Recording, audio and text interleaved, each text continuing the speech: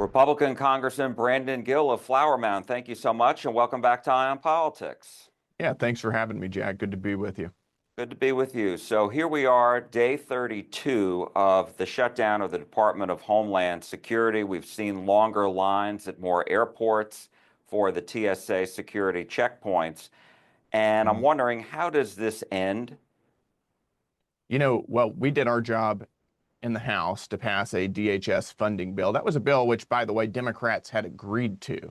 What they decided to do after that bill was passed out of the House is weaponize what happened in Minneapolis in order to hold up funding for the Department of Homeland Security, which is particularly relevant right now, in order to score political points. So what I'd like to see is the Senate actually come to their senses on this, vote this, get this bill funded, get it to the president's desk so that TSA agents and other hard-working federal employees can get paid. And the Democrats still say that they want changes from ICE. What do you say to that? Well, listen, what we're not going to do is allow them to weaponize a tragedy in Minneapolis, which was the result, by the way, of sanctuary city policies and sanctuary state policies at the state and local level, rather than anything that was done on the federal level. We're not going to allow them to weaponize those in order to basically transform national immigration policy. We passed a bill out of the House that Democrats had agreed to that was conferenced with the Senate. And they decided to back out of that agreement in order to score political points. This is on them. They've got to come to their senses. Holding up this bill makes the country less safe. It puts federal workers like TSA agents in a position where they're working without pay, and it's dangerous for the American people. And I was going to ask you, obviously, the nation is at war. And so what impact does DHS being closed have on that? Because ICE is funded, as other Republicans have said, Right. It was funded in the reconciliation bill, but all the other agencies are not. That's right. Well, you've seen multiple terrorist attacks just in the last couple of weeks. And whenever you see, and a lot of these were coming from people who are against what the administration is doing in Iran. So whenever you have an increase in violent domestic threats, while at the same time the Democrats are holding funding for the Department of Homeland Security, I think that puts the American people in a bad position.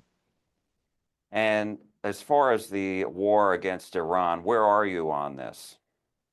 Listen, I support what the president's been doing here. The president was very clear.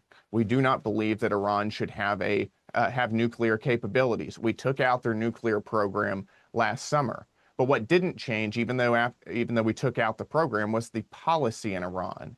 The Iranian government still sought to create nuclear weapons. That is intolerable for the United States. At the same time, they were building up a large, short-range domestic ballistic missile program, which, combined with their naval assets, makes them a serious threat to American interests in the region. The president was very clear with them. This is intolerable. Gave them multiple off-ramps to wind down that program, to wind down the nuclear program. At one point, we even offered to give them free energy for quite some time. They said no. So in other words, we were back up against a wall. And what the president did is he declared, these are our interests. We're going to pursue these aggressively, and we're not going to tolerate rogue terroristic regimes undermining the United States. This, by the way, as we all know, is the leading state sponsor of terrorism, somebody who has destabilized not only the Middle East as a region, but the entire globe by funding terrorist proxies who are working against the United States all over the country. It is absolutely intolerable, and I'm glad that we have a president who's doing something about it to actually assert America's interests on the world stage. And I know President Trump had campaigned against forever wars. I know it's only 2.5 weeks into this. But how do you think it should be balanced between not having a long, drawn-out war versus, finishing the job that you started?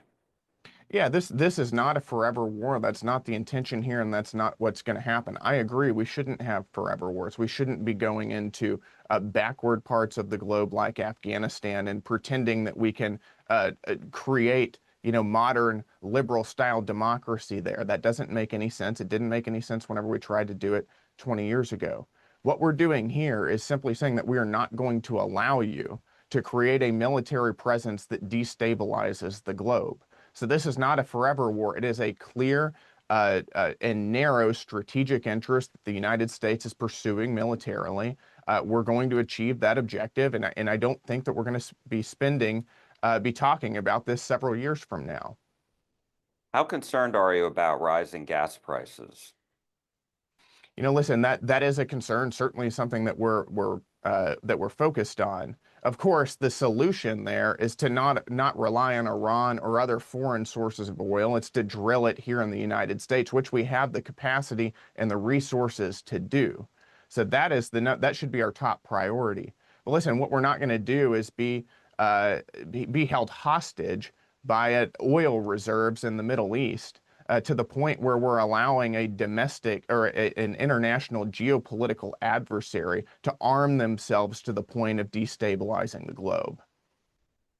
You brought up before the 4 recent terror attacks, and I saw on social media you had said that there needs to be a remigration following the fact that there have been 3 naturalized citizens accused of terrorist acts in the last couple of weeks, and then 2 children of naturalized citizens doing this. What did you mean by that?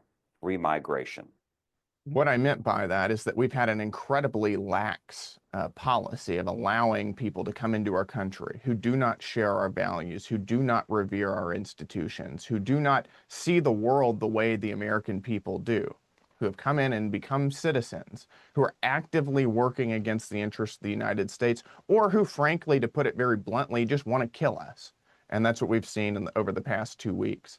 I think if we brought people in here who hold those views that are incompatible with our own, or who are actively working with terrorists overseas, like one of those killers was working with ISIS, they ought to be denaturalized and deported. We don't have an obligation to hand out citizenship to people who want to murder us. And I don't think that we should. And I think that people who should not have gotten citizenship, who have become naturalized and should not have, should have that revoked. But how do you ferret that out? I think there are a lot of ways to do that. I think one is that, for instance, with one of these murderers, you had a guy who came into the United States and then left to go work with ISIS, was wanting to coordinate with foreign terrorist organizations. If you're coordinating in any way with a foreign terrorist organization, you should be denaturalized and deported. I think that's a pretty simple way to do it. In other words, in other ways, I think that if you adhere to beliefs that are incompatible with our constitutional system, you should never be let into the country to begin with. Are you talking about Sharia law? I know you're part of the Sharia caucus in the House, and Mhm. I'm wondering, how do you distinguish that between everyday Texans who may be of the Muslim faith? Yeah, I think that there are very simple ways, and the reality is that political Islam is completely antithetical and incompatible with our governing framework. Political Islam as an ideology does not have the same conception of freedom of speech that we do in the United States. They don't have the same conception of freedom of religion that we do in the United States. You can see that with apostasy laws overseas. They don't have the same conception of separation of church and state that we do here in the United States. Don't have the same conception of the role and dignity of women in public life that we do here in the United States. Those are basic tests that we can screen for before allowing anybody into our country. And it is absolutely idiotic and suicidal that we do not do that, that we allow people to come in with utterly unassimilable views and come into our country and then ultimately start working with foreign terrorist organizations and try to kill us. That's what needs to end. But we ought to start with this on the front end of saying you can't come into our country if you're not going to become fully American, if you're not Americanized. Well, has that changed under the Trump administration? I think that they've made moves, but what we'd like to do is codify these changes into law. A lot of these people came in under the Biden administration or previous administrations. We'd like to make these immigration policies permanent. I think that's the goal. And is there any legislation to do that? But more importantly, for you, are Hmm. there the votes to do that? Well, those are two questions there. First, we're looking at legislation right now that would codify some of these sort of tests, if you will, into law. There's also anti-Sharia legislation. I've got other colleagues who have other immigration bills that we're taking a look at as well. So things legislatively are moving in the right direction. I think that the Republican Party, at least, is waking up to this reality. You know, there's been a view in the past that illegal immigration is bad and all legal immigration is good. And now, whenever you have people who have come into our country via a legal process who are slaughtering American citizens, I think that belies that notion and shows that actually there are forms of immigration that, though they're legal, are harmful to the American people in a very clear and direct way. I think that's something that the American people and the Republican Party is waking up to very quickly. So we'll see it in terms of getting the votes. We'll see what that looks like over the next few months. But more and more Republicans in elected office are seeing this. And as far as, if you're pursuing this and there's obviously going to be a lot of debate about that, how do you guard against accusations that this is discriminatory? Well, I would say one thing, which is the American people do not have any obligation, constitutionally or otherwise, to import people from foreign cultures who want to kill us. That's the first thing. The purpose of our immigration policy is to benefit the American people. There's no other reason it exists. We do not have any obligation to allow anybody to come into our country. We do so on our own terms and for the benefit of our own people. And to the extent that that is not benefiting the American people, I think immigration policy ought to be reformed or scrapped. So what we're saying here is we're simply saying that we want people to come into the country who are actually going to benefit the American people. Now, my view is I think that we should reduce legal immigration across the board drastically. But to the extent that anybody is coming in, they ought to be coming in on our terms and to adhere and revere our way of life just like we do. Let's talk about the Save America Act. You have made it's part of your social media messaging that you don't think any bill should be passed until that Save America bill passes. Why is this so important to you, this issue, and that this bill pass? Yeah, well, to be clear, what my view is that the House should not vote on any Senate bill until the Senate passes the Save America Act. So I think that the House should send all kinds of bills to the Senate, whether it's on FISA or other pieces of legislation that are important. But we shouldn't be taking up Senate bills while they're holding up the Save America Act. And I think that's something that the vast majority of our voters, especially Republican voters, agree with. The Save America Act is the single most important piece of legislation we have in front of us right now. It is the bill that would stop illegal aliens from voting in American elections. This is particularly relevant, of course, after 4 years of open borders when between 15 and 20 million illegal aliens have poured into our country. Many Americans have a very reasonable suspicion that those illegal aliens, especially in blue states, which have lax voter ID laws and election integrity laws, are going to be voting. That's a problem that undermines confidence in our election systems. And it does raise, I think, very reasonable concerns about what it means to be a citizen and what it doesn't, and what kind of benefits that should entail. So again, this is the most important piece of legislation we have. It's something our voters care about far more than anything else. So I think that should be the key focus. And what do you say to Democrats who say that this would place a burden on people for proving their citizenship if they don't have their birth certificate, or for women who have, obviously taken their husband's names, etc., and if they don't have a passport? There are multiple ways to prove that you're an American citizen. You got a passport, you got a birth certificate, you got all kinds of different things that you can do.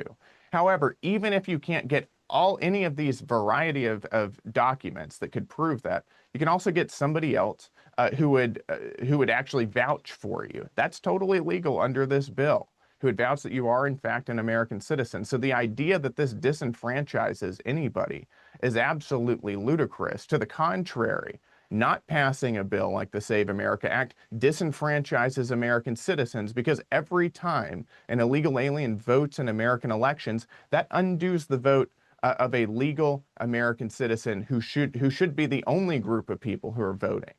So what this bill does is effectively franchises the American people, gives us the voting power that we should have in our elections, as opposed to watering down our votes by allowing illegals to take part in our election system. Senate Minority Leader Chuck Schumer said that this is basically Republicans wanting to cheat. How do you respond to that? Yeah, that's incredibly rich coming from Democrats who have spent the past several decades talking quite openly about their political strategy, which is to import as many voters as they possibly can from foreign countries by opening up our borders, allowing illegal immigration, doing everything they can to provide a path to citizenship, which means amnesty, which means voting rights. That has been their political plan, and they know that they're making sort of a deal with the illegal alien community. We're going to fight for you to get amnesty. And in exchange, whenever you do get it, you're going to vote Democrat for life. I mean, Democrats have been very clear about this. You know, demographics are destiny. They've written books about it. This is coming, from it, even an academic perspective, for decades now. And I think Democrats recognize that if they cannot get amnesty, in the near term, what we can do is we can have very insecure election systems where illegal aliens can very easily vote. All you have to do is check a box saying that you're an American citizen, and you can vote in a lot of blue states. And in the absence of amnesty, you can provide a path for illegal aliens to vote in our elections. They're going to vote Democrat, and that is the way that Democrats are going to maintain power. So some bizarre suggestion, I think, that Republicans are doing, this is a bill that Republicans are doing to secure our election system. It's incredibly rich for Democrats to suggest otherwise. The Save America Act is now very much part of the Senate GOP primary runoff here in Texas, as you know, Yep. between Senator Cornyn and Attorney General Paxton. What do you make of that? And have you come out and endorsed either candidate? You know, what I'm focused on doing is beating whoever the Democrat, or beating the Democrat in November, James Tallarico. This is a guy who is absolutely insane. He was talked about how prisons are violence, how God is non-binary, how the Annunciation is bizarrely and perversely evidence that God is pro-abortion. I mean, this is somebody who should never be anywhere near power. So that's what I'm focused on. And I think whoever the candidate is, whether it's John Cornyn or Ken Paxton, they're going to win in November. But that's my focus. And my last question to you, just on what you said about James Tallarico. He has said that he has approved the message responding to the Republican criticism of his prior statements on social media. And I was listening to an interview that he did recently on MS Now, and he said that, at the end of the day, are Americans going to care more about culture wars or actual wars, or also pronouns or prices? What do you say to that? Well, the American people care about weirdos like James Tallarico who want to shove absolutely perverse transgender ideologies down the throats of our young children. So I think they will definitely care about that. They'll definitely care about Democrats who want to teach young children that they were born in the wrong body, that boys should be referred to as girls. I think they absolutely care about a Democrat candidate who utterly and contemptuously blasphemes Christ by referring to him as pro-abortion. They certainly care about that. The reality is, if you look at on the economic front, Republicans have made life better for the American people. We got the biggest tax cut done just in the past year for working families. We got no tax on tips, no tax on Social Security, no tax on overtimes, all things that James Tallarico and his party have opposed. So on either front, I think the American people are with conservatives, they're with Republicans, and they don't want this kind of insane radical ideology driving politics in Washington that Tallarico has supported and has propounded for years now. Congressman Brandon Gill, thank you so much. We appreciate it. Thanks for having me.